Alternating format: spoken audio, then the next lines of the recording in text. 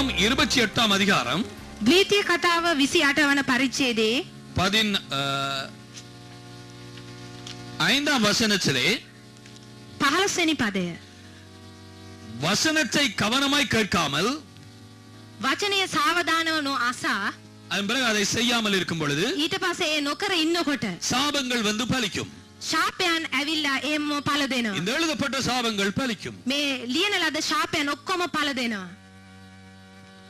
கவனமாய் கேட்காமல் සාවධානව අහන්නේ නැතුව அந்த வசனத்தை செய்யாமல். ඒ වචනය නොකීකරු නොවි නොකර நீ சொல்ற நான் புதிய பாட்டில் இருக்கிறேன் பிரதர், ඔබ කියනවා මම අලුත් ගිවිසුමේ මම ඉන්නේ, நான் உனக்கு செய்தி வைத்திருக்கிறேன், මම ඔබට පණිවිඩයක් තියලා තියෙනවා, என் ஆடுகளின் சத்தத்துக்கு செவி கொடுக்கிறது. මගේ බැටළුවන් මගේ ශබ්දයට සවන් දෙයි. செவி கொடுக்கிறாயா? ඔබ සවන් දෙනවද அவருடைய சத்தத்துக்கு? උන්වහන්සේගේ ශබ්දයට? அவைகள் என்னை பின் செல்லுகிறது. ඔවුන් මගේ පසුපස එන්නෝය. என்னை මාව இயேசு கிறிஸ்துவுக்கு மற்ற பெயர் என்ன? යේසුස් වහන්සේට තව නමක් මොනවාද? தேவனுடைய வார்த்தை. දෙවියන් වහන්සේගේ වචන. அவைகள் என்னை பின் செல்லுகிறது. ඔවුන් මගේ පසුපස්සේ එන්නෝය. அப்ப இரண்டு அந்த நிபந்தனைகளும் வந்து விட்டது. එතන ඒ රීති දෙකම එනවා නේද? செவி கொடுப்பது, සවන් දෙනවා, வார்த்தையை பின்பற்றுவது, වචනය අනුගමනය කරනවා, அல்லது அதை செய்வது. නැත්නම් ඒ කිරීම. சரிதானே? හරි නේද? ஏற்றுக்கொள்கிறீர்கள்? කී දෙනෙක් පිළිගන්නවද?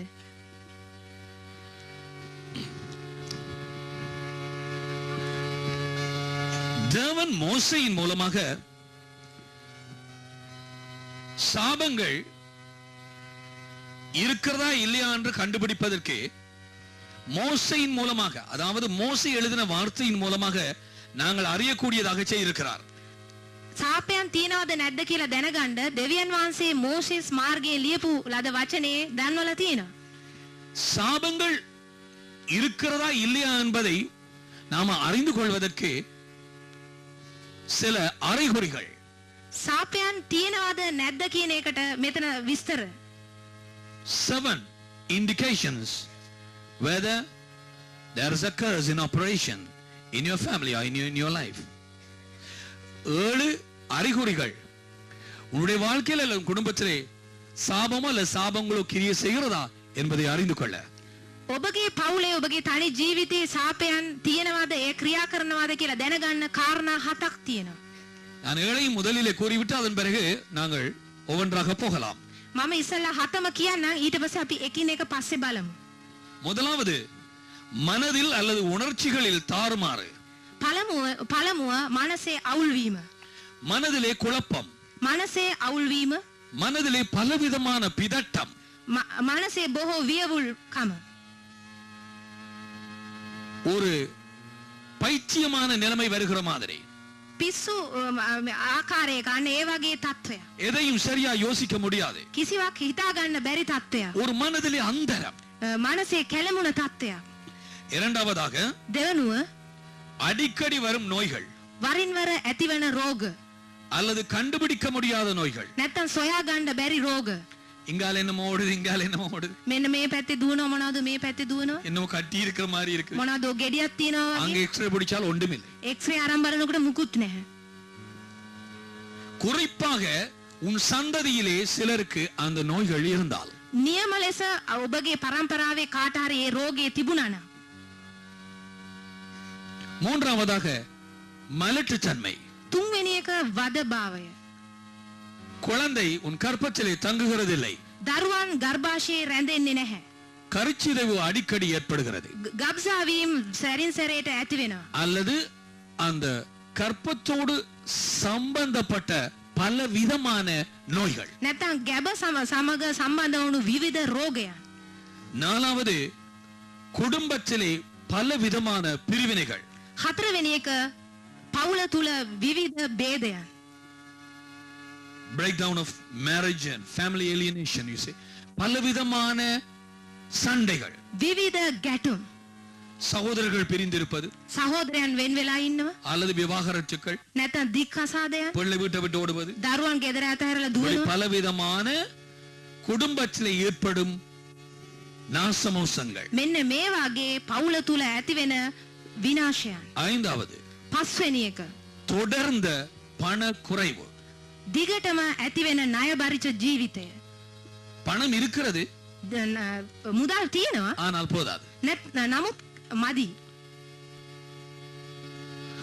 உன்னுடைய தேவைகளை சந்திக்க பணம் போதாது. ඔබේ අවශ්‍යතාවයන් සපුරන්න මුදල් මදි. Take your time. தொடர்பான பணக்குறைவு. දිගටම ණය බරිත ජීවිතය. அப்பவாலும் இருந்து போட்டவருக்கா குறைவு வாரதா இதை குறித்து நான் சொல்லவில்லை. ඉඳ හිට අර මුදල් අඩුකම ගැන මම කතා කරේ නැහැ. இந்த நிலைமை தொடர்ந்து உனக்கு இருந்து கொண்டிருக்கிறது. මෙන්න මේ தත්ත්වය ඔබට දිගටම තියෙනවා. நிறைவு உனக்கு இல்லை. පරිපූර්ණය ඔබට නැහැ. ஆறாவது, 6 වෙනි එක. அடிக்கடி விபத்துக்கள். වරින් වර ඇතිවන අනතුරු. ஒன்றுமில்லாடி ஏதோ ஒன்றில் சறுக்கி விழுவாய். මුකුත් නැත්තම් මොන හරි එකකට පැටලිලා වැටෙනවා. ஏழாவது, 7 වෙනි එක.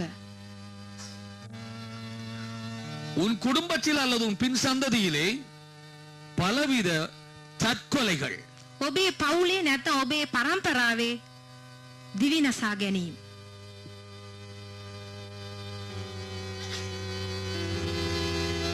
இயற்கைக்கு அப்பாற்பட்ட மரணங்கள். අස්වාභාවික මරණයන්. காலத்துக்கு முன்பாக நடக்கும் மரணங்கள். කාලයට පෙර මරණයට පත්වීම. இயற்கைக்கு அப்பாற்பட்ட மரணம் என்று சொன்னால்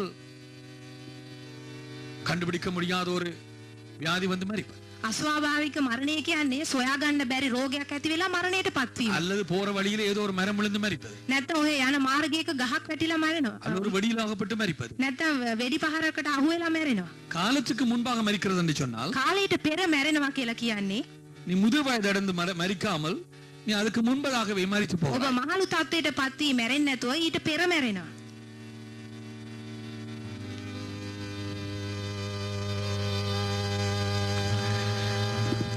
தேவன் நீடித்த வருஷங்களை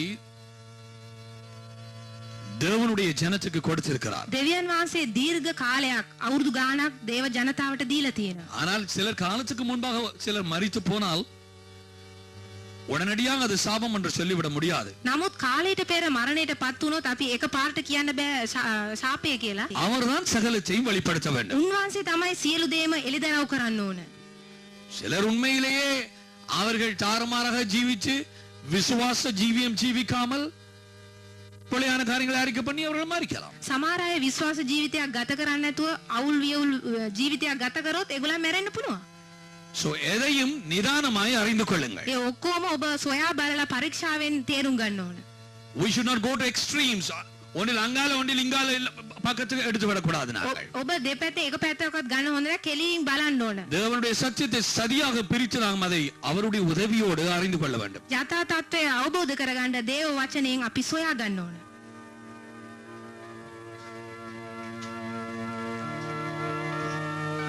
சோ இயற்கைக்கு அப்பாற்பட்ட மரணம் අස්වාභාවික මරණය அல்லது காலத்துக்கு முன்பாக மரிப்பது නැත්නම් කාලයට පෙර මරණයට පත්වීම அல்லது ரெண்டும். නැත්නම් දෙකම.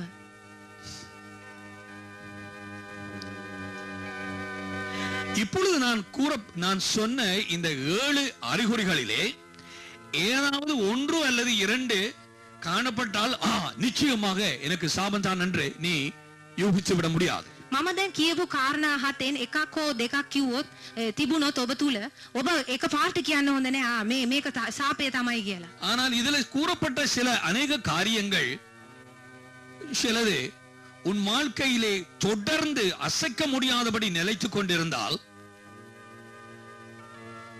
அது பின்னிருந்து வருகிற ஒரு சாபமோ அல்ல உன் வாழ்க்கையில் ஏற்பட்ட சாபமாகவோ இருக்கலாம். නමුත් මෙතන කියන පරිදි සොලවන්න බැරි ලෙස ඔබේ ජීවිතයේ එක තිබුණොත් සමහර විට ඔබේ පරම්පරාවෙන් එන ශාපයක් වෙන්න පුළුවන්. அல்லது குறிப்பாக ஒரு காரியம், உதாரணமாக கருச்சிதவை எடுத்துக்கொள்ளுங்கள். 7 குழந்தை பிறந்தது பிரதர், 7 செத்து தான் பிறந்தது, அல்லது இடையிலே அது கருச்சிதவாய் போயிட்டு என்று நீ சொல்லுவாயானால் அநேகமாக அங்கே சாபம் கிரிய செய்கிறதாக நாங்கள் எடுக்கலாம். උදාහරණයක් ලෙස ගන්න දරුවන් 7 දෙනෙක් ඉපදුනා. දරුවන් 7 දෙනාම ගබ්සා වෙනවා කියලා කිව්වොත් ඒක අපි ශාපයක් හැටියට ගන්න පුළුවන්. இந்த வேளையிலும் எனக்கு பின்னாலே ஜெபியுங்கள். මේ වෙලාවේ පසුපස යාඥා කරන්න. இரக்கமுள்ள பிதாவே, කරුණාබරිත පියාණෙනි, இவ்வளவு நேரம் வரைக்கும் මෙතෙක් වෙලාවට என்னோடு பேசிக்கொண்டே இருந்தீர். මා සමග කතා කරමින් සිටියා. தொடர்ந்து என்னோடு பேசி දිගටම මා සමග කතා කළ மறைவாய் இருக்கிற සංගවී ඇති දේවල් தடைகளை ඔක්කොම බාධාවන් எனக்கு வெளிப்படுத்தும். මට එළිදරව් කළ මැනව. நான் விட வேண்டிய காரியங்கள் මම අත්හැරිය යුතු දේවල් அல்லது பின்னிட்டு வருகிற காரியங்கள் පරම්පරාවෙන් එන දේවල් சகலத்தையும் සියලු දේවල් எனக்கு வெளிச்சத்துக்கு கொண்டு வரும். මට ආලෝකයට ගෙන ආ මැනව. இயேசுவுக்காகவே යේසුස් වහන්සේ සඳහා ஜீவிக்க விரும்புகிறேன். ජීවත් වෙන්න කැමැත්තෙමි. மரித்தோரை விட்டு මරණය පත් වූ අය අතහැර எழுந்து නැගිට பிரகாசிக்க விரும்புகிறேன். බැබලෙන්න කැමති වෙමි. இப்பொழுதும் දැනුත් என் ஜெபம் கேட்டதுக்காய் මගේ යාඥා ඇසූ நன்றி கூறுகிறேன். ස්තුති කරමි. நல்ல பிதாவே, යහපත් පියාණෙනි. ஆமென். ආමේන්.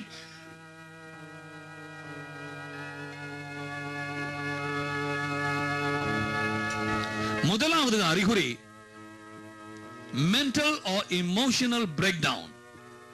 அதாவது மனதிலே உணர்ச்சிகளிலே அடிக்கடி வரும் குழப்பங்கள். පළවෙනි කාරණාව මනසේ නැත්තම් හැඟීම් වල අවුල් වීම. அடிக்கடி வரும் பதட்டங்கள். සැරින් සැරේට එන කැළඹීම්. அடிக்கடி வரும் பயங்கள். සැරින් සැරේට එන බය. அடிக்கடி வரும் மறதிகள். සැරින් සැරේට එන අමතක වීම. ஒன்றையும் சரியாக அவதானமாக கேட்க முடியாது. එකක්වත් සාවධානව අහන්න බෑ.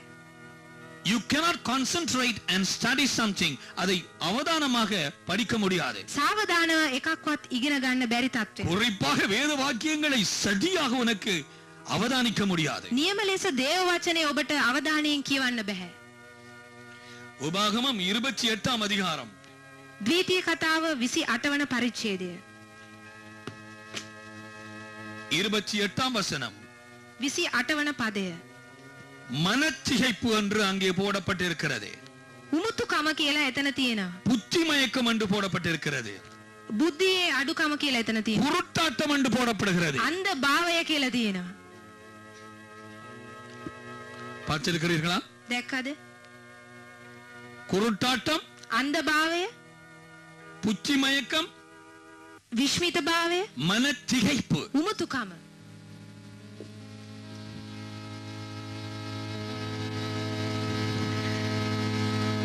அறுபத்தி ஐந்தாவது வசனம் 65 වෙනි පදය.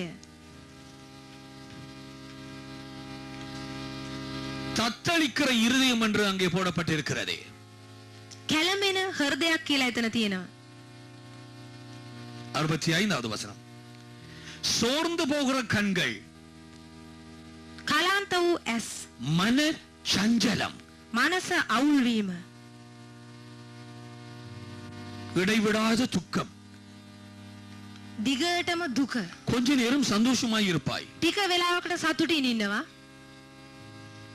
சடுதியாக ஒரு இருளை போல வந்து ஒரு ஷீட் போட்டு மூடுற மாதிரி அங்கே மனதிலே பலவிதமான பயங்களும் துக்கங்களும். හිටපු ගමන් අර අඳුර මේ වාහන පෝරණයක් මගින් වහනවා වගේ දුකකුයි අඳුරකුයි එනවා. தத்தளிக்கும் இருதயம். කැළඹෙන හෘදයක්. இப்படி நடந்து விடுமோ? මේ වගේ වෙයිද? அப்படி நடந்து விடுமோ? ඒ වගේ වෙයිද? ஐயோ என்ன நடக்க போகிறது? අයියෝ මොනවාද වෙන්න යන්නේ? ஐயோ நாளைக்கு என்ன செய்கிறது? අයියෝ හෙට මොනවාද කරන්නේ? என் புருஷன் விட்டுட்டு ஓடிடுவாரோ? මගේ පුරුෂයා අතහැරලා දුවයිද? என் தாய்க்கு நடந்த மாதிரி தான் எனக்கு நடக்க போகுதோ? මගේ මවට වුණා වගේ මට වෙන්න යනවද? ஐயோ நான் என்ன செய்கிறது? අයියෝ මම මොනවාද කරන්නේ? வெளியில நான் எப்படி சொல்றது? පිටත මම කොහොමද කියන්නේ? சரியான அவிசுவாசம் என்று சொல்வாங்களே, හරියට අවිශ්වාසී කියලා කියයි. நான் என்ன செய்யட்டும்? මම මොනවාද කරන්න යන්නේ?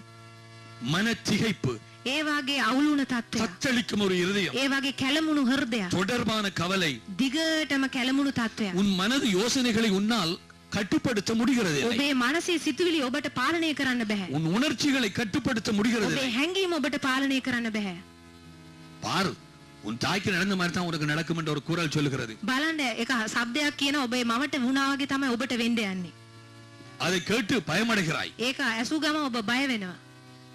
இன்றைக்கு எத்தனையோ பேர் பலவிதமான குரல்களை இப்படியாக கேட்டு கேட்டு மனதிலே பயந்து போயிருக்கிறார்கள். අද මේ වගේ බොහෝ අය මේ වගේ ශබ්ද ඇසිලා මනසේ බය වෙලා ඉන්නවා. என் மாமிக்கு நடந்த மாதிரி எனக்கு நடக்குமோ? මගේ නැන්දමට වුණා වගේ මට වෙයිද? என் தாய்க்கு நடந்த மாதிரி எனக்கு அல்லது என் பிள்ளைக்கு நடக்குமோ? මගේ මවට වුණා වගේ මට නැත්නම් මගේ දරුවාට සිද්ධ වෙයිද? என் அக்காட புருஷனுக்கு நடந்த மாதிரி என் புருஷனுக்கு நடந்துருமோ? අක්කාගේ පුරුෂයාට වුණා වගේ මගේ පුරුෂයාටත් වෙයිද? நீ தப்புவதில்லை. ඔබත් බේරෙන්නේ නැහැ. உனக்கு அதான் நடக்கும். ඔබටත් ඒක තමයි. உள்ளே ஒரு குரல் பேசுகிறது. ඇතුළ අන්තයෙන් එක් શબ્දයක් ඇහෙනවා. இருதயம் தத்தளிக்கிறது. ඔබේ හෘදය කැළඹෙනවා.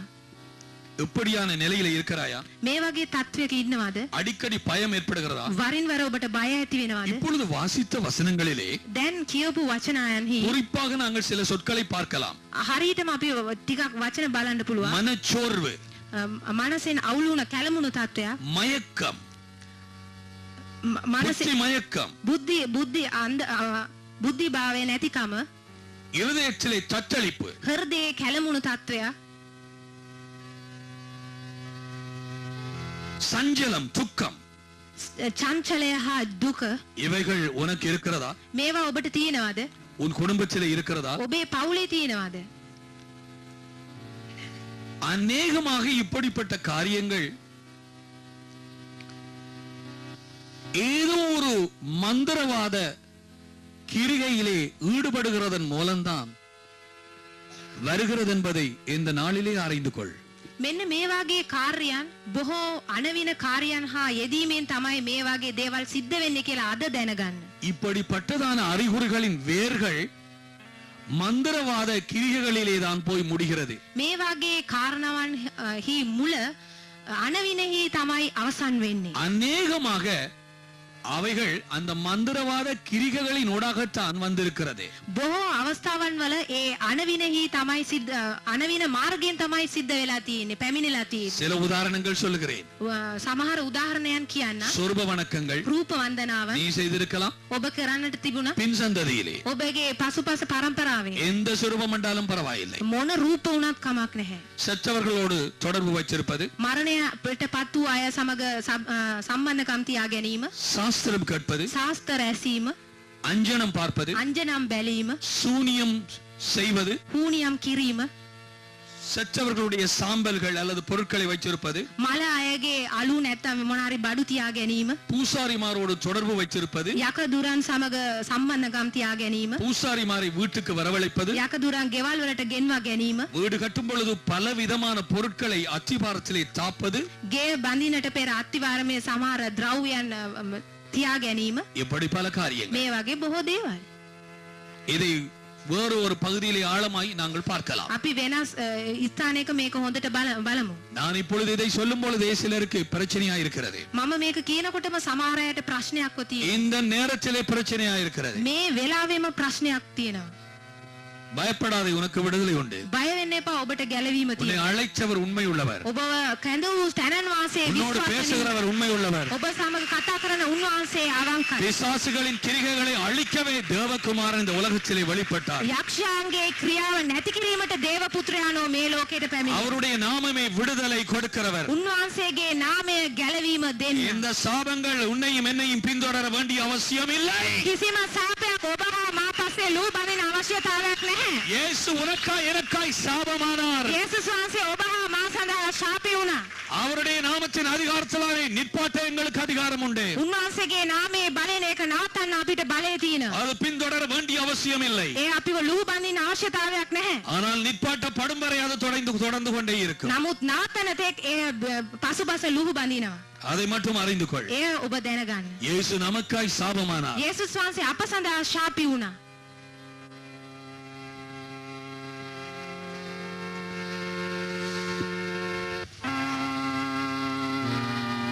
அநேகமாக இப்படிப்பட்டதான மனதிலே இப்படிப்பட்ட அறிகுறிகள் இருக்கும் பொழுது அசுத்தாவிகள் மரத்திலே வவ்வால்கள் தொங்குற மாதிரி அந்த சகோதரன் சகோதரி மனதிலே உணர்ச்சியிலே இருக்கலாம்.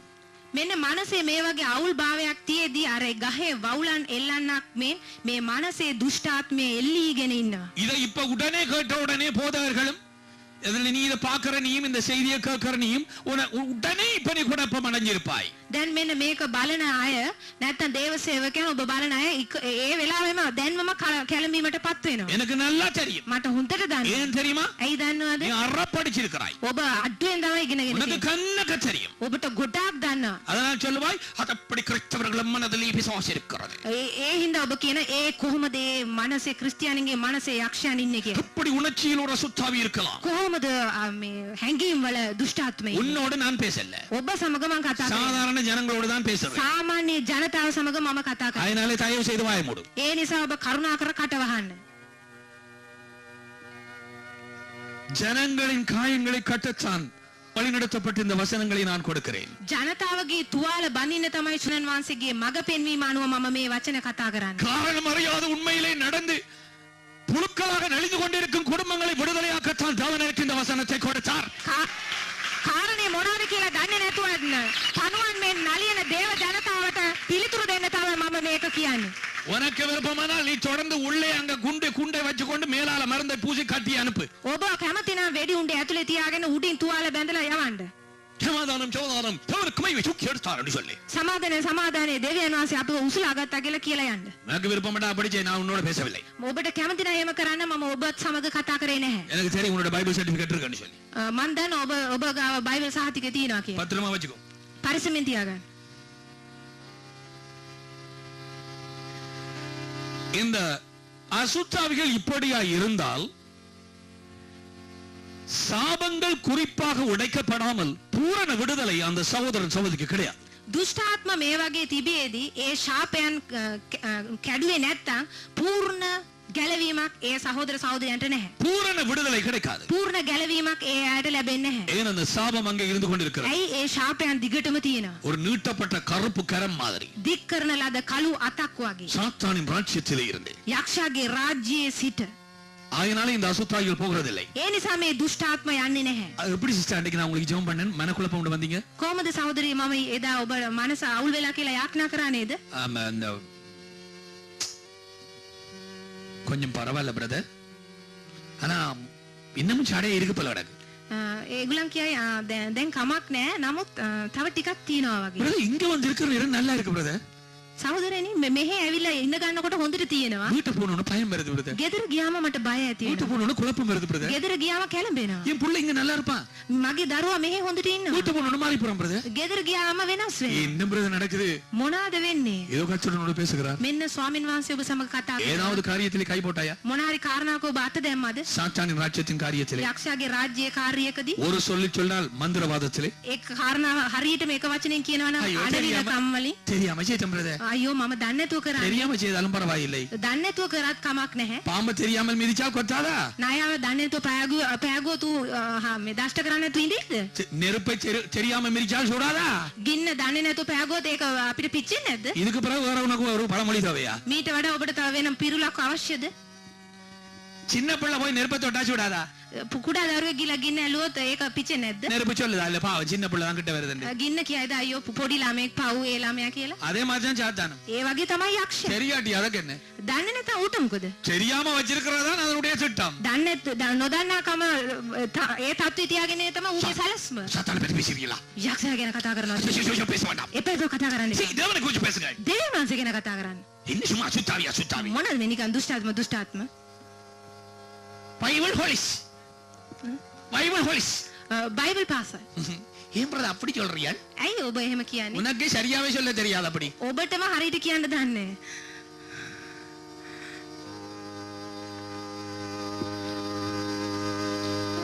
காவு.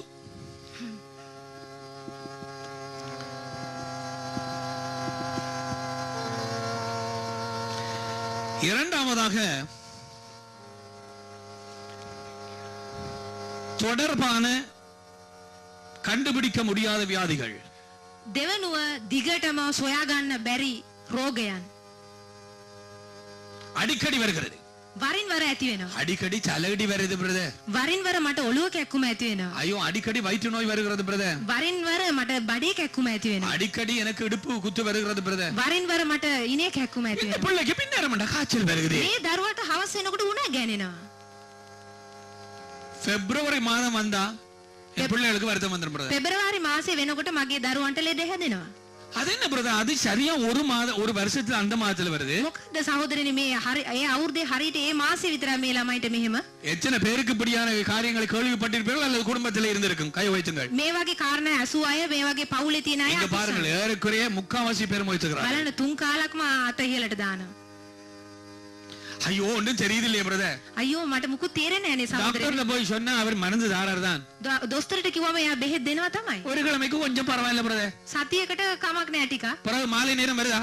ටිකක් හවස් වෙනවාද ඊට පස්සේ? காய்ச்சல் வந்துருது பிரதர். ඊට පස්සේ උණ ගැනෙනවා. சும்மா புள்ளைக்கு சோ கொதிக்குது. නිකම්ම මේ රත් වෙනවා. ஒன்னண்டு தெரியுது இல்ல. මොනවාද කියලා දන්නේ නැහැ. நானும் எடுக்காதவோ அத டாக்டர் இல்ல. මම හැම තැනම ගිහිලා තිනවා ගියේ නැති තැනක් නැහැ. ஐயோ என்ன நான் செய்கிறது? අයියෝ මම මොනවද කරන්නේ? இனம் தெரியாத தடைகள், ඒ වගේ නොදන්නා බාධාවන්. பாவம், ஜனங்களுக்கு ஒன்றும் தெரியாது. පව් බලන්න මේ ජනතාවට මුකුත් ஆனால் දන්නේ. தேவன் சகலத்தையும் இதன் மூலமாய் வெளிப்படுத்துகிறார் சகோதரர்களே. නමුත් බලන්න දෙවියන් වහන්සේ මේ ඔක්කොම මේ වචනේ මාර්ගයෙන් අපිට එළිදරව් කරන්නේ. இயேசுவின் தகப்பன் எவ்வளவு அருமையான தகப்பன். යේසුස් වහන්සේගේ පියාණන් කොච්චර යහපත්ද? இருளுள்ள ஸ்தலத்திலே பிரகாசிக்கிற வெளிச்சம் என்று சொல்லி இருக்கிறார் தம்முடைய வசனத்தை. අන්ධකාර ස්ථානයේ උන්වහන්සේගේ වචනේ තමයි දීප්තිමත් කරන්නේ. அதை கவனிச்சிருப்பது எவ்வளவு நல்லது. ඒ තමයි අපි හොඳට බලාගෙන ඉන්න ඕනේ. எதுவரைக்கும்? කොතෙක් වෙනකන්ද? உள்ளத்திலே விடிவெள்ளி உதிக்கும் வரை, හෘදය තුල තරුව පායන තෙක්, அதன் வெளிப்படுத்துதல் வரும் வரை. ඒ එළිදරව්ව ලැබෙන තෙක්. 2 பேதுரு 1 அதிகாரத்தில் அதுதான் போடப்பட்டிருக்கிறது. 2 பேதுරු පළවෙනි පරිච්ඡේදයේ ඒක තමයි දක්වලා තියෙන්නේ. ஹalleluya. மிகவும் எங்களுக்கு தேவையான ஒரு பகுதி இல்லையா? අපිට බොහෝ අවශ්‍ය වැදගත්ම කොටසක් මේක.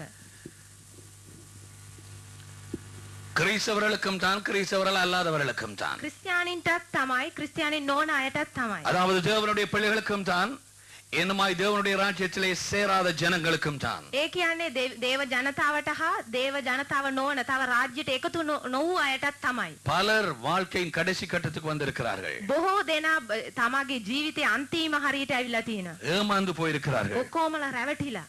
பலவிதமான துன்பங்களையும் விபரீதங்களையும் சந்தித்தவர்களா இருக்கிறார்கள். බොහෝ දුක් කම්කටොළු වලට වෙනස් වීම වලට ඒගොල්ලෝ ඔක්කොම මුහුණ දීලා ඉන්නවා. அவர்கள் உண்மையா இருந்தும் பிரயோஜனம் இல்லை. ඒ අය අවංකව සිටලත් වැඩක් නැහැ.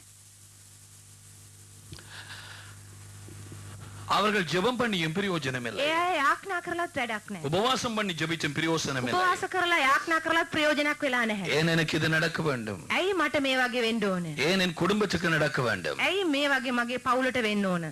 பல கேள்விகளை கேட்டிருக்கிறார்கள். බොහෝ ප්‍රශ්න අහලා තියෙනවා. சில குடும்பங்கள் மெய்யாகவே சரியாய் தேவனை தேடுகிறதில்லை. සමහර පවුල් හරියටම දෙවියන් වහන්සේව හොයන්නේ නැහැ. முழு இருதயத்தோடு அவர்கள் தேடுகிறதில்லை. මුළු හෘදයෙන්ම හොයන්නේ නැහැ. அப்படி இருந்தும் பார்க்கிறோம், அவர்களது வாழ்க்கையிலே நல்ல காரியங்கள் நடந்து கொண்டிருக்கிறது. එහෙම තිබිලත් අපි බලනවා ඒගොල්ලන්ගේ ජීවිතේ හොඳ දේවල් සිද්ධ நீ වෙනවා. யோசிச்சிருக்கிறாய், நான் தேவனை தேடியும் இப்படி எனக்கு நடக்கிறதா? ඔබ හිතනවා මම දෙවියන් වහන්සේව සොයලත් මට මේ වගේ වෙනවද? மெய்யாகவே எத்தனையோ பேர் இதை கேட்டிருக்கிறார்கள்.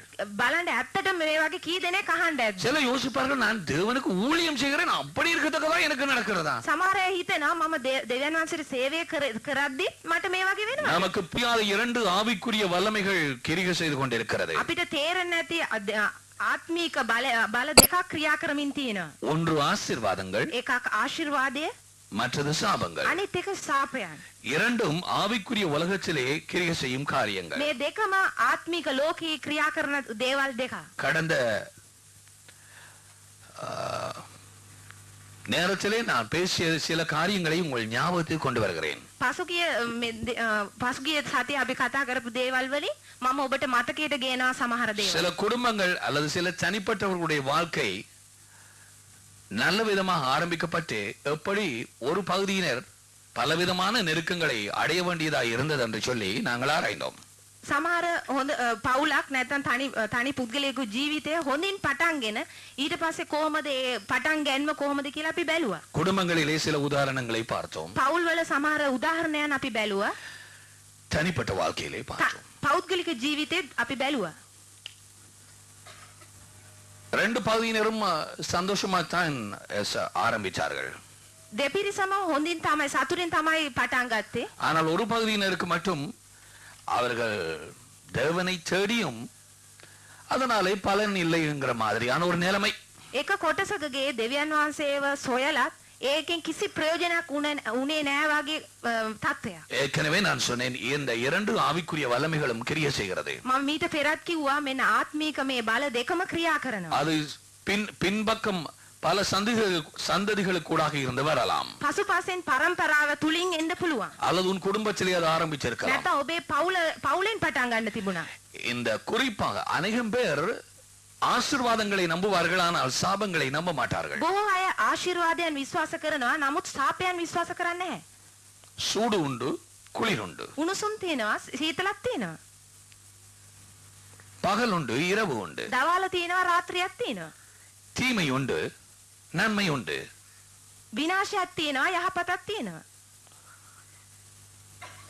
இவளை தவிர்க்க முடியாது. මේවා නැති කරන්න බෑ. ஒன்றை மட்டும் எடுத்துக்கு போட்டு மற்றதை விட முடியாது. එකක් විතරක් අරගෙන අනිත් ඒවා අපි අතහරින්න බෑ. அதாவது மற்றது இல்லை என்று சொல்ல முடியாது. ඒ කියන්නේ අනිත් එක නැහැ කියලා කියන්න බෑ.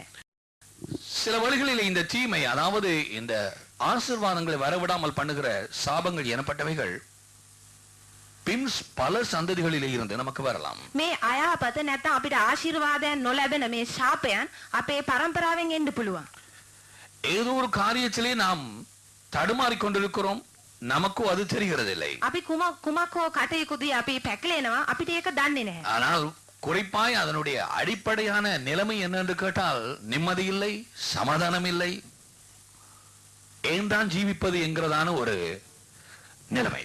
ඒ මූලික தත්ත්වය අපි අරන් බැලුවොතින් අපිට ඒ தත්ත්වයකදී සැනසීම නැහැ, ඊට පස්සේ සමාදානයක් නැහැ, මොනකට ජීවත් වෙනවද කියන එකත් තේරුමක් නැහැ.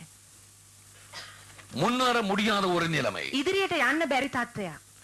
இந்த ஆசீர்வாதங்களும் சாபங்களும் மிக முக்கியமானவை. ඒ අනුව මේ ආශිර්වාදයන් හා ශාපයන් අපිට බොහෝ වැදගත්.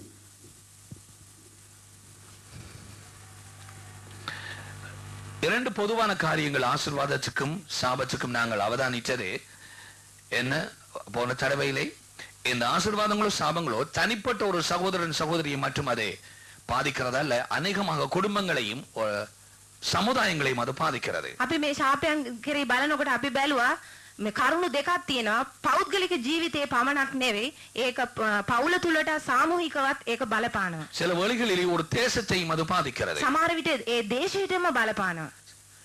ஆசீர்வாதங்களோ சாபங்களோ அது தொடங்கினால் அது சந்ததி சந்ததியாக அது கடந்து செல்கிறது.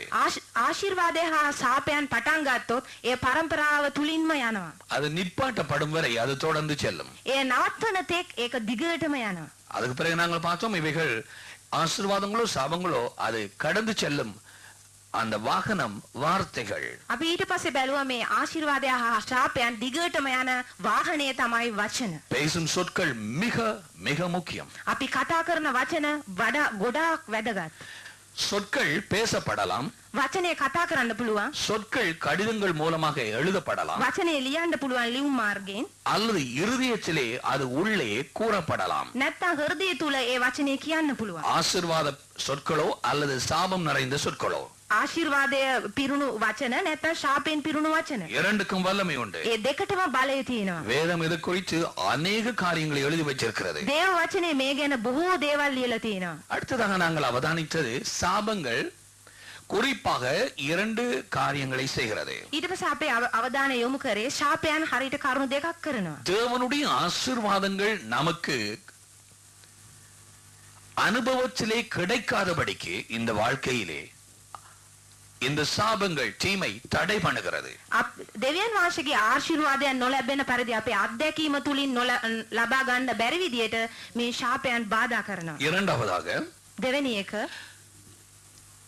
தேவன் நம்முடைய ஆண்டவராகிய இயேசு கிறிஸ்துவின் மூலமாய் கொடுத்த சகல ஆசீர்வாதங்களும் அவை என்ன, எப்படிப்பட்டதான ஆசீர்வாதங்கள் இருக்கிறது, அவை அனைத்தையும் நம் கண்களுக்கு மறைத்து போடுகிறது. පියාණන් වහන්සේ දෙවියන් වහන්සේ යේසුස් ක්‍රිස්තුස් වහන්සේ මාර්ගයෙන් දුන්න ආශිර්වාදයන් කුමක්ද, කෙසේද කියන එක අපි දැන නොගන්නා පරිදි ඒක වසනවා. அந்த ஆசீர்வாதங்கள் இருக்கிறது என்றே தெரிகிறதில்லை. ඒ ආශිර්වාදයන් තියෙනවා කියන එකත් දන්නේ නැහැ. உதாரணமாக இயேசு நோய்களை சுமந்தார், அவருடைய தழும்புகளால் நாங்கள் குணமானோம். උදාහරණයක් ලෙස යේසුස් වහන්සේ අපේ ලෙඩ රෝග ඉසිලුවා. උන්වහන්සේගේ තුවාල වලින් අපි සුව වෙලා ඉන්නවා. குணமாக்குவது 100% தேவனுடைய சித்தம். සුව කිරීම 100%ක්ම දෙවියන් වහන්සේගේ කැමැත්ත. இந்த ஒரு காரியத்தை எத்தனையோ தேவனுடைய பிள்ளைகளுக்கு மறைச்சு வச்சிருக்கிறார். මෙන්න මේ එක් දේම බොහෝ දේව ජනතාවට මේ යක්ෂයා වසා තියෙනවා. பலவிதமான சாபங்கள் இவர்கள் சில போதகர்களுடைய கண்களையும் மறைச்சு வச்சிருக்கிறது. විවිධ සාපයන් බොහෝ දේව සේවකයන්ගේ ඇසුත් වසලා තියෙනවා. இயேசு பிதாவின் சித்தத்தை செய்ய வந்தார். යේසුස් වහන්සේ පියාණන් වහන්සේගේ කැමැත්ත කරන්න ආවා. வியாதிஸ்தர்களை கண்டதும் அவர் என்ன செய்தார்? රෝගීන්ව දැක්ක විට උන්වහන්සේ මොනවද කරේ? அவர்கள் எல்லாரும் மேலும் கரங்களை வச்சு குணமாக்கினார். ඒ සියල්ලන්ගේ හිස පිට අත තබා උන්වහන්සේ සුව. அதான் தேவனுடைய சித்தம். ඒ තමයි දෙවියන් වහන්සේගේ කැමැත්ත. குஷ்டரோகிக்கு சொன்னார், කුෂ්ඨ රෝගීන්ට උන්වහන්සේ කිව්වා, சித்தமா இருக்கிறேன் சுத்தமாக. මම කැමැත්තෙමි ඔබ සුව වන්න. குணமாவது தேவ சித்தம். සුව වීම දෙවියන් වහන්සේගේ කැමැත්ත. பலர் இன்றைக்கு எத்தனையோ வேதம் படிக்கிற தேவனுடைய ஜனங்களும் வேதத்தை வாசிக்கிறவர்களும் கர்த்தருக்கு சித்தமானால் ஒரு நேரத்திலே குணமாக்குவார் என்று நினைக்கிறேன் அப்படி சேர்க்கிறார். අද බොහෝ දේව වචනේ කියවන අය දේව ජනතාවම ඒ අය කියන දෙවියන් වහන්සේට කැමති නම් ස්වාමීන් වහන්සේට කැමති නම් මාව සුව කරපු දෙන්න. අන්න ඒ වගේ මම අහලා තියෙනවා. இது ஒரு உதாரணத்துக்கு சொன்னேன். මම මේක උදාහරණයක් හැටියට இனிமேதையும் நீங்கள் எடுக்கலாம். நிறைவான ஜீவியம், තවත් බොහෝ දේවල් ගන්න පුළුවන්. පරිපූර්ණ ජීවිතය. prosperity. පරිපූර්ණ ජීවිතය. எத்தனை பேருக்கு தெரியும் அது அந்த ஆசீர்வாதம் இருக்கிறது என்று? බොහෝ අයට දන්නේ නැහැ මෙන්න ඒ ආශිර්වාදය තියෙනවා කියලා. சகலத்திலும் சம்பூர்ணமாய் நாங்கள் ஜீவிக்கும்படிக்கு සියල්ලෙන්ම අප පූර්ණව ජීවත් වීමට தேவன் நம்மை அழைச்சிருக்கிறார். දෙවියන් වහන්සේ අපව කැඳවලා තියෙනවා. 2 கொரிந்தியர் 9:8. 2 කොරින්ති 9:8. ஆனால் இன்றைக்கு எத்தனை பேருக்கு அது மறைக்கப்பட்டிருக்கிறது? අද බොහෝ දෙනාට ඒක වැසී තියෙනවා. அவர்கள் என்ன நினைக்கிறார்கள்? ඒ මොනවද හිතන්නේ? தேவன் என்னை தாழ்மையாய் இருக்க சொல்கிறார். දෙවියන් වහන්සේ මම බහැපත් වෙලා කඳවලා තියෙනවා. இல்லை, ஒன்றுமில்லாமல் அநேகமாக குறைவுபட்டிருப்பது சாபம். නැහැ කිසිවක් නැතිව අඩුපාඩු සිටීම සාපයක්. சோ இந்த ரெண்டு காரியங்களை சாபம் குறிப்பாய் செய்கிறது. මෙන්න මේ කාරණා දෙක සාපය කරනවා.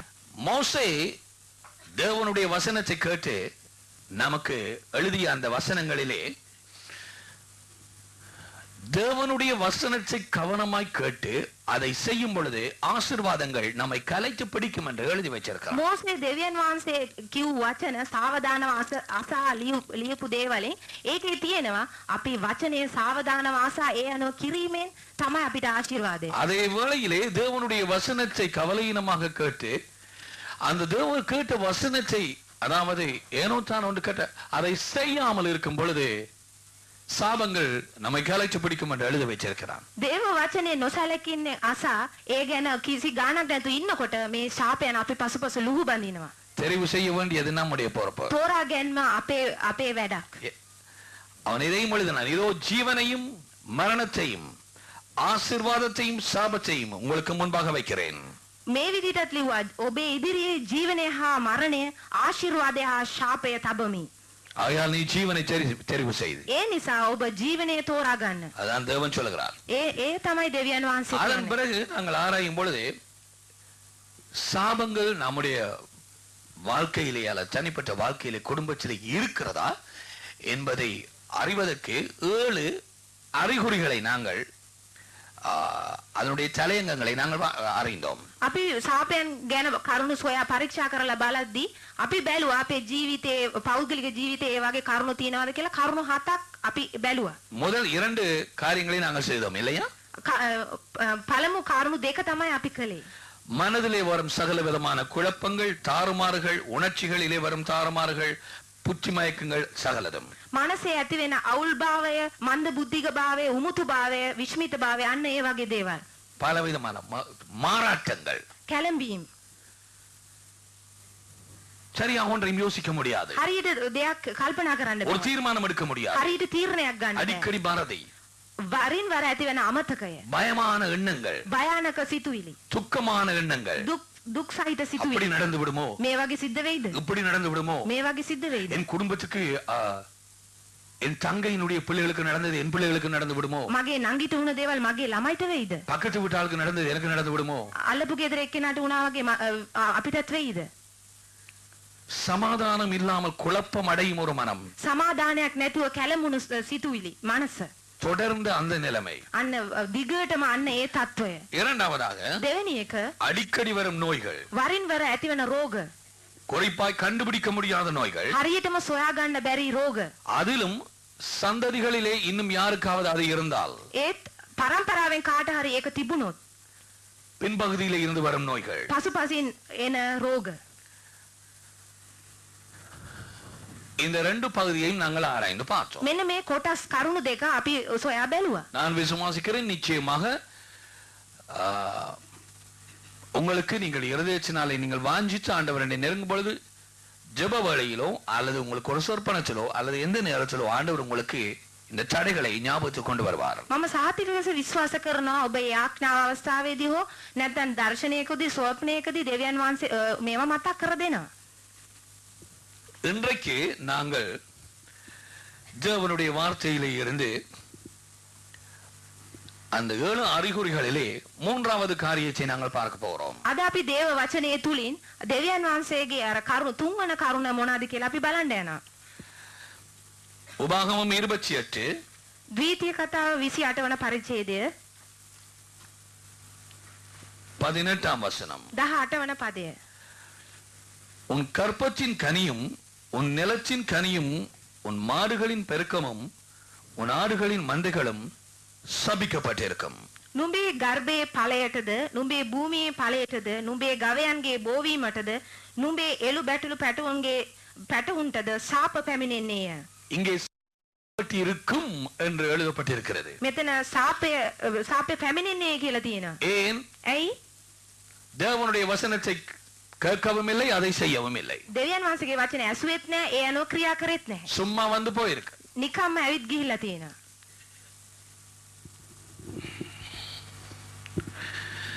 ஆகையால் இப்படிப்பட்ட ஜனங்கள் தாங்களே சாபத்துக்குள்ளாய் போடுகிறார்கள். ඒ නිසා මෙවැනි ජනතාව තමාවම සාපේ තුලට දමා ගන්නවා. இதுல குறிப்பாய் முதலில் கூறுவது உன் கற்பத்தின் கனி. මෙතන හරියටම පළවෙනියට කියන්නේ නුඹේ ගර්භයේ ඵලය. சகோதரிகள், தாய்மார்கள், வாலிப பிள்ளைகள், பெண் பிள்ளைகள், தயவு செய்து இப்பொழுது பேசப்படும் இந்த தேவனுடைய வார்த்தைக்கு செவி கொடுங்கள். සහෝදරියන් මව්වරුන් අනිත් තරුණ දරුවන් මෙන්න මේ දැන් කතා කරන වචනය සාවධානව අසන්න. தேவன் நிச்சயமாய் உன்னோடு பேசுவார். දෙවියන් වහන්සේ සහතික ලෙස ඔබ සමග කතා உங்கள் කරනවා. சிலருக்கு அல்லது பலருக்கு இந்த பிரச்சனைகள் இருந்து கொண்டே இந்த நாளிலும் கூட இருந்து கொண்டிருக்கலாம். ඔබේ සමහර අයට නැත්නම් බොහෝ අයට මේ දවසේ වුණත් මේ ප්‍රශ්නේ තියෙන්න පුළුවන්. நீ வைத்தியரிடத்திலே போயும் பலன் இல்லை. ඔබ වෛද්‍යවරයා ගාවත් ගිහලා ඔබට වැඩක් නැහැ. இங்கே கற்பத்தை குறித்து பேசப்படுகிறது. මෙතන ගර්භය ගැන කතා කරනවා. குழந்தை அங்கு தங்காத ஒரு நிலைமை. එතන දරුවා රැඳෙන්නේ නැති තත්වය. உன் கற்பத்தின் கனி என்று சொல்லும் பொழுது அந்த கற்பத்திலே கருக்கூட்டும் அந்த குழந்தை அது சாபத்துக்குள்ளாய் இருக்கும். ඒ ගර්භාෂයේ ඵලය කියලා කියන්නේ ඒ ගර්භාෂයේ ඇතිවන කලලයට ශාපය පැමිණෙනවා. இன்றைக்கு சில குடும்பங்களை நான் சந்திக்கிறேன். අද මම බොහෝ පවුල් හමු වෙනවා. முதல்ல நாங்கள் பார்த்தால் இவர்களுக்கு கற்பச்சிலே கருக்கூட்டினாலும் சொல்லுவார்கள் முதலாம் மாதம் முடியுதாம் பிரதே கருச்சிதவை ஏற்படும். බොහෝ පවුල් හමු වෙනවා. ඒ පවුල් අය කියනවා පළවෙනි මාසේ කලලය හටගෙන පළවෙනි මාසෙම කියනවා ඒක ගබ්සා වෙනවා කියලා. சிலர் சொல்வார்கள் மூன்றாம் மாதம் வரும் பொழுது அப்படியே கருச்சிதவை ஏற்படும் பிரதே. සමහර අය කියනවා මාස 3ක් වෙනකොට ඒ වගේ ගබ්සා වෙනවා. 3 குழந்தைகள் இவ்வண்ணமாய் நடந்தது. දරුවන් 3 දෙනෙකුට මේ වගේ වුණා. சிலர் சொல்வார்கள் 6ஆம் மாதத்திலே இது நடக்கிறது. සමහර අය කියනවා 6 වෙනි මාසයේ මේ වගේ වෙනවා කියලා. மிகவும் வேதனை அடைகிறேன், බොහෝ වේදනාවට පත් වෙමි. பலவீனப்படுகிறேன். බොහෝ බෙලහීන තත්වයකට පත් වෙමි. பல வைத்தியர்களிடத்திலே சென்றேன், බොහෝ වෛද්‍යවරුන් ගාව මම ගිහිල්ලා තියෙනවා. ஒன்றும் ஆகவில்லை. කිසිවක් සිද්ධ වුණේ නැහැ. சிலர் சொன்னார்கள் 7 குழந்தைகள் பிரதர் 7ஆம் மாதத்திலே கருச்சிதவை ஏற்பட்டது. සහෝදරයන් දරුවන් 7ක් 7 වෙනි මාසේ ඒ වගේ ගබ්සා වෙනවා. 7 மாதங்கள் வரை ஒவ்வொரு குழந்தையாய் சுமந்தேன். මාස 7ක් තිස්සේ එක එක දරුවාව මම ගැබ දරාගෙන හිටියා. ஒரு குழந்தையும் உயிரோடு பிறக்கவில்லை. එක දරුවෙක්වත් පණ පිටින් ඉපදුනේ නැහැ. நான் நினைக்கிறேன் சரியாக இருக்கும் என்று என்னுடைய நித்திரை அடைந்த சகோதரிக்கு 5 குழந்தைகள் மரித்து பிறந்தது. මගේ මල සහෝදරියක ඉන්නවා. ඇයගේ දරුවන් 5 දෙනෙක් මරණයට පත් වෙලා තමයි ඉපදුනේ. அந்த குழந்தையை பார்த்த பொழுது சில சொன்னார்கள் எல்லா இரத்தத்தையும் அப்படியே உறிஞ்சி குடிச்ச மாதிரி அங்க ஒன்றுமே இல்லை அந்த பிள்ளையிலே. ඒ දැක්ක අය කියනවා ඒ දරුවා තුල කිසි ලයක් නැහැ. එහෙමම උරාගෙන තියෙනවා. ஆனால் செத்து தான் பிறந்தது. ඒ උනාට මැරිලා තමයි ඉපදුනේ. என்னுடைய தாயின் சகோதரிக்கு thank you oh God he is reminding me என் தாயின் சகோதரிக்கு அதே பிரகாரம் நடந்தது. මගේ මවගේ සහෝදරියටත් අන්න ඒ වගේම සිද්ධ වුණා. இப்ப கடைசியா இருக்கிறது ஒன்றே ஒன்றே. අන්තිමට තව එක්කෙනා ඉන්නේ. அப்படி இங்க போறத நீங்கள் கண்டிருக்கிறீர்கள். එයා එහෙම යන ඔබ දැකලා තියෙනවා. அந்த வேளையிலே இவை யாவும் ஒன்றுமே நமக்கு இதேன் இது எதற்காக ஒன்றும் தெரியாது. ඒ අවස්ථාවේදී අපිට දන්නේ නැහැ මොකටද මේ වගේ ඇයි වෙන්නේ කියලා අපි මුකුත් දන්නේ නැහැ. சிலருக்கு கடைசி அந்த மாதம் வரை அந்த குழந்தை அங்கே இருக்கும். பிறக்கும் பொழுது அந்த தாயினுடைய தாய்க்குள்ள இருந்து அந்த பிள்ளைக்கு ரத்தமும் சாப்பாடு சகலதும் போறது. What do you call that cord in Tamil? Can anybody help me the doctor? The umbilical cord? Huh? Vocal cord, that's right. You say I don't know. Say that. සමහර දරුවන් ඉන්නවා මාස 8ක් තිස්සේ එහෙම තිබිලා අන්තිම අවස්ථාවේදී අන්තිම මාසයේදී ඒ පෙකණි වැල அந்த குழந்தை பிறந்த உடனே அதை துண்டிக்கிறார்கள் இல்லையா? දරුවා ඉපදුන ගමන් ඒක කපනවා නේද? உங்கள் தாய்மார்களுக்கு தெரியும், அநேகம் சகோதரிகளுக்கும் தெரியும். මව්වරුන්ටත් දන්නවා, බොහෝ සහෝදරින්ටත් දන්නවා.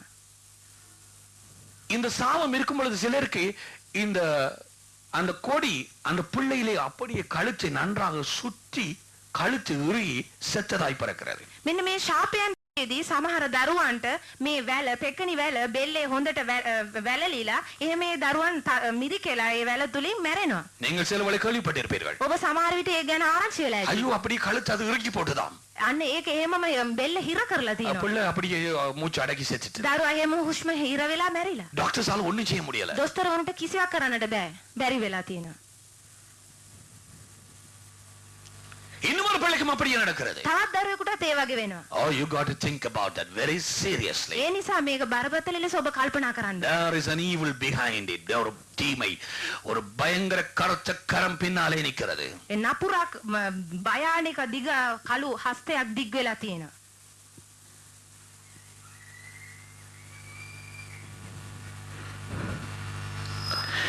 சிலருக்கு பிள்ளைகள் தங்குவதே இல்லை. සමහරයට දරුවන් රැඳෙන්නේවත් නැහැ. எவ்வளவோ அவர்கள் பல வைத்தியர்களை சென்றும் தங்குவதில்லை. බොහෝ දොස්තරවරුන් ගාව ගිහිල්ලත් ඒ වගේ දරුවා රැඳෙන්නේ නැහැ. இவர்கள் ஜெபம் பண்ணி உபவாசம் பண்ணியும் பிரயோஜனம் இல்லை. මේ අය යාඥා කරලත් උපවාස කරලත් කිසි වැඩක් වෙන්නේ නැහැ.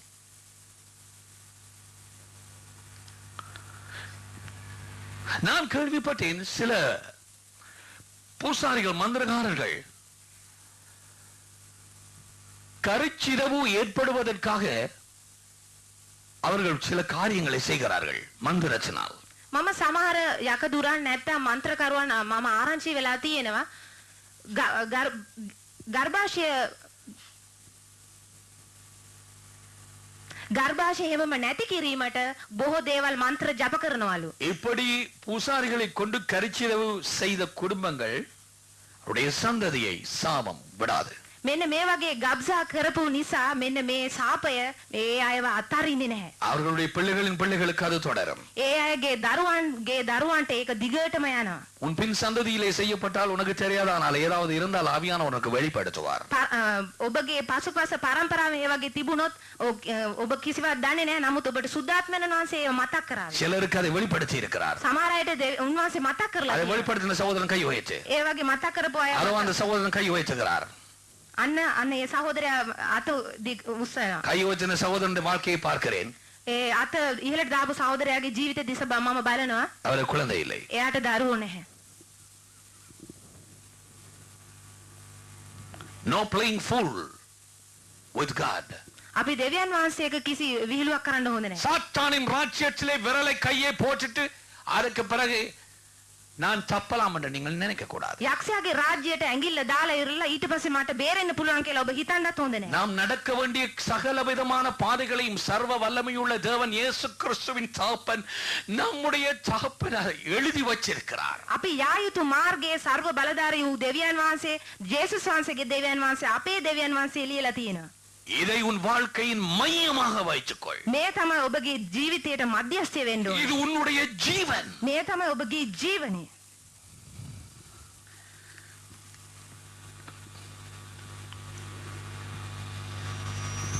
சிலருக்கு குழந்தைகள் செத்து பிறக்கிறது. සමහර අයට දරුවන් මැරිලා ඉපදෙනවා. சிலருக்கு பாதி வழியிலே கரைச்சிதவு ஏற்படுகிறது. සමහර අයට මධ්‍යයේදී ගබ්සා වෙනවා.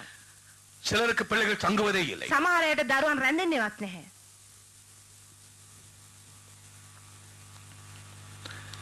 பூசாரிகளை கொண்டு கரைச்சிதவு அதை நடப்பித்தால் அது பயங்கர சாபமாயிருக்கும். යකදුරන් මාර්ගයෙන් ගබ්සා කරොත් ඒක භයානක සාපයක්. முதலில் அப்படிப்பட்ட சாத்தானின் ஊழியர்களை அழைப்பதே பயங்கர சாபம். පළමුව ඒ වගේ යකදුරන්ව කැඳවීමත් ඒක මහා භයානකයි. உள்ளே இருக்கிற உயிரை கொலை செய்வது அதை விட பயங்கரமான காரியம். ඇතුළත ඉන්න ජීවනය නැති කිරීම ඊටත් වඩා භයානකයි.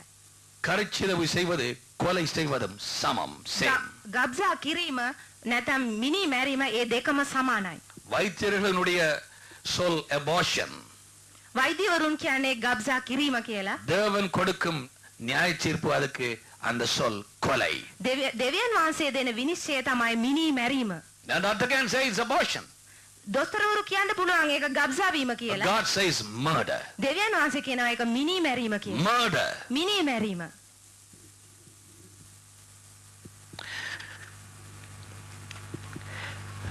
உங்களுக்கு தெரியும் வேத புத்தகத்திலே கற்பத்தோடு சம்பந்தப்பட்டதான ஒரு நோய் உள்ள ஸ்திரீ 12 வருஷ காலமாய் அவள் கற்பத்திலே இருந்த இரத்தம் உதிர்ந்து கொண்டே இருந்தது. ඔබ දන්නවා දේව වචනේ ගර්භාෂය සමග සම්බන්ධ රෝගයක් අවුරුදු 12ක් තිස්සේ ලේ යෑමෙන් තිබුණා මහලේ රෝගය. பல வைத்தியர்களை சந்தித்து அவளுடைய பணம் எல்லாம் கொடுத்து வைத்தியம் செய்தும் ஒன்றுக்கும் அது நீக்கவில்லை. බොහෝ වෛද්‍යවරුන් හමු වෙලා ඒ රෝගයට බෙහෙත් අරන් තිබුණා මුදල් බොහෝ වියදම් කරලා තිබුණා නමුත් වැඩක් වෙලා නැහැ. இப்பொழுது வாசிக்கப்பட்ட உன் கற்பத்தின் கனியும் சபிக்கப்பட்டிருக்கும் என்கிற அந்த வசனத்துக்குள்ளாக கற்பத்தோடு சம்பந்தப்பட்டதான பலவிதமான நோய்கள் இயற்கைக்கு மாறாய் நடக்கும் காரியங்கள் அனைத்தும் அதற்குள்ளே வரும். දැන් මෙතන කිව්වා වගේ නුඹේ ගර්භාෂයේ ඵලයටද සාපවන්නේ කිව්වා වගේ බොහෝ ගර්භාෂය සම්බන්ධ රෝග ඒ ඔක්කොම අස්වාභාවිකව ඒ ඔක්කොම මෙන්න මේවට අයිත් වෙනවා සාපයට. அதாவது ஸ்திரீகளுக்கு பெண்களுக்கு உண்டாகும் அந்த வழிபாட்டிலே வரும் பலவிதமான பிரச்சனைகள். ඒ කියන්නේ ස්ත්‍රීන්ට සිද්ධ වෙන අර මාසික සුද්ධිය ඔසප්පීම අන්න ඒවැයි ප්‍රශ්න. உங்களுக்கு அநேகம் பேருக்கு எவ்விதமான வித்தியாசமான பிரச்சனைகள் இருக்கின்ற ஏற்கனவே தெரியும். ඔබ බොහෝ අයට විවිධ වෙනස් වීම ප්‍රශ්න තියෙනවා කියලා ඔබ දන්නවා. சிலருக்கு தொடர்ந்து ரத்தம் உதிர்கிறது. සමහර අයට දිගටම මාසික සුද්ධිය යනවා. அதுதான் அந்த வேத புத்தகத்திலே அந்த 12 வருஷ காலமாக இருந்த அந்த சகோதரி அவள் ஒன்றுக்கும் முடியாத கடைசியிலே பின்னாக வந்து நான் இயேசுவுடைய வஸ்திரத்தை தொட்டால் குணமாகுவேன் என்று சொல்லி குணமடைந்த அந்த ஸ்திரீ. ඒ කියන්නේ දේව වචනේ තියෙන අර අවුරුදු 12ක් තිස්සේ අර ලේයෑම මහලේයෑම අනේ ස්ත්‍රිය කිසිවක් කරන්න බැරුව අන්තිමට තීරණය අරගෙන ජේසුස් වහන්සේගේ සලුව අල්ලලා මම සුව වෙනවා කියලා හිතාගත්තා. ඒ වගේ සුවේ වුණා. சிலருக்கு irregular menstruation அது இடைக்கட அப்படியாக நடந்து கொண்டிருக்கிறது அந்த வழிபாடு. සමහර අයට කඩින් කඩ ඒ වගේ මාසික සුද්ධිය සිද්ධ වෙනවා. சிலருக்கு அந்த வழிபாடு நடக்கும் நாட்களிலே தாங்க முடியாத வயிற்று நோய். සමහර අයට අර මාසික සුද්ධිය අවස්ථාවේදී ඉවසන්න බැරි බඩේ කැක්කුම. cramps வயிற்று குத்து. බඩ තුල කකියනවා. தாங்க முடியாது. ඒක ඉවසන්න බෑ. எந்த வேலையும் செய்ய முடியாது. කිසි වැඩක් කරන්න බෑ. ஆராதனைகளுக்கு வர முடியாது. මෙහෙයන්ට එන්න බෑ. சோர்ந்து போய் படுத்திருப்பார்கள். ඒ වගේ කනස්සල්ලෙන් එහෙමම ඒගොල්ලන් වැටි නිදා ගන්න. ஒரு காரியமுமே செய்ய முடியாது. කිසි වැඩක් කරන්න බෑ. பாடசாலைக்கு போக முடியாது. පාසලට යන්න බෑ. அல்லது வீட்டு வேலைகளை செய்ய முடியாது. மனைவியாக இருந்தால் නැත්නම් ගෙදර භාර්යාවක් නම් ගෙදර වැඩ කරන්න බෑ. சரி.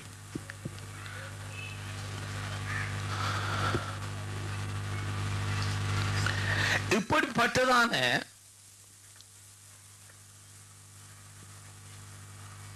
பிரச்சனைகள் குறிப்பாக வைத்தியர்களிடத்திலேயும் சென்று பிரயோஜனம் இல்லாத ஒரு நிலைமை. මෙන්න මේ වගේ අවස්ථා මේ වගේ ප්‍රශ්න වෛද්‍යවරුන් ගාව ගිහිල්ලත් කිසි වැඩක් වෙන්නේ නැති තත්ත්වයක් ඇති වෙනවා. அல்லது கர்ப்பத்திலே ஏதோ ஒரு வளர்ச்சி, a tumor. නැත්තම් ගර්භාෂයේ මොනවාදෝ වර්ධනය වෙනවා. அதை கழுவ கழுவ உள்ளே திரும்பவும் வருகிறது. ඒ ගර්භාෂයේ සෝදන්න නැවතත් ඇති වෙනවා.